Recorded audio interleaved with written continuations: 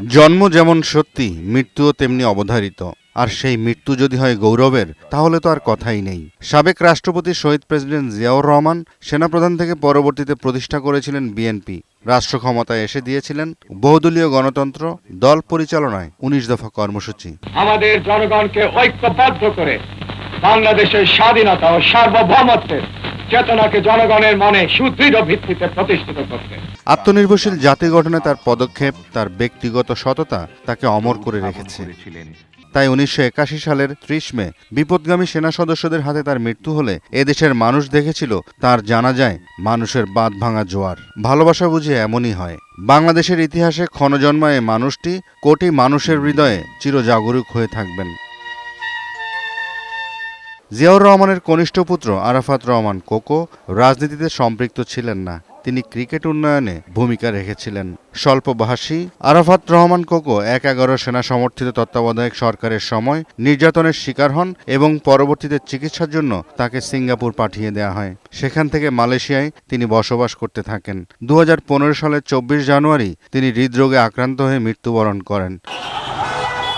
২৭ জানুয়ারি জাতীয় মসজিদ বাইতুল মোকাররমে তার জানাজা অনুষ্ঠিত হয়। বাইতুল মোকাররমের উত্তর ও দক্ষিণ গেট, ফকিরাপুল, মতিঝিল, গুলিস্তান সংলগ্ন এলাকায় লাখো মানুষ শরিক হয় সেই জানাজায়।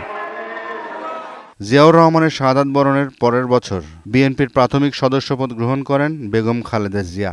এরপর স্বৈরাচার বিরোধী আন্দোলন সংগ্রামে জোরালো ভূমিকা রাখেন তিনি। সে সময় আওয়ামী লীগ ও জামায়াত ১৯৮৬ সালের এরশাদের পাতানো নির্বাচনে অংশ নিলেও ব্যতিক্রম ছিলেন বেগম খালেদা জিয়া। তখন থেকে আপসীন নেত্রীর উপাধিতে ভূষিত হন তিনি। তাই জনগণও ভালোবেসে ১৯৯১, ৯৬ ও ২০০১ সালে তাকে প্রধানমন্ত্রী ও তার দল বিএনপিকে রাষ্ট্রীয় ক্ষমতায় বসায়।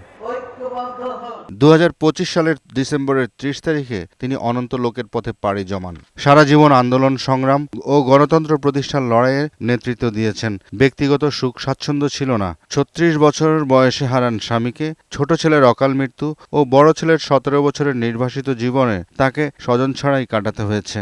নিজে হামলা মামলা, বাড়িঘর ছাড়া নির্যাতন ও জেল জুলুমের শিকার হলেও বেগম খালেদা জিয়া কখনোই প্রতিহিংসার রাজনীতি করতেন না। তিনি কথা বলতেন সম্প্রীতির, সৌহার্দ্যের।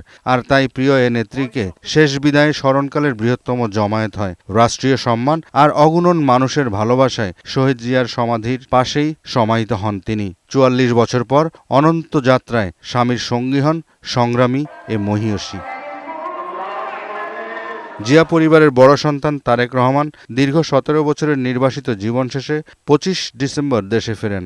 তার সেই প্রত্যাবর্তনটিও ছিল এক কথায় রাজসিক, একই সাথে ঐতিহাসিকও। সেদিনও মানুষের ঢল প্রত্যক্ষ করেছিল বিশ্ববাসী।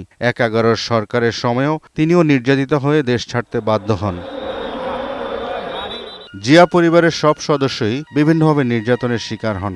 শুধুমাত্র দেশপ্রেম ও জনপ্রিয়তার কারণেই তারা আক্রোশের শিকার হন। নির্যাতন যত তীব্র হয়, মানুষের ভালোবাসাও এ পরিবারের প্রতি তত বেশি হয়। আর এর প্রমাণ শেষ বেলাতেও এদেশের মানুষ সর্বোচ্চ সম্মানটুকু জানাতে ভোলেনি তাদের প্রিয় নেত্রীকে, যেন একটি কফিনের পাশে দাঁড়িয়ে পুরো বাংলাদেশ। জিয়াউল কবির সুমন, বৈশাখী সংবাদ, ঢাকা।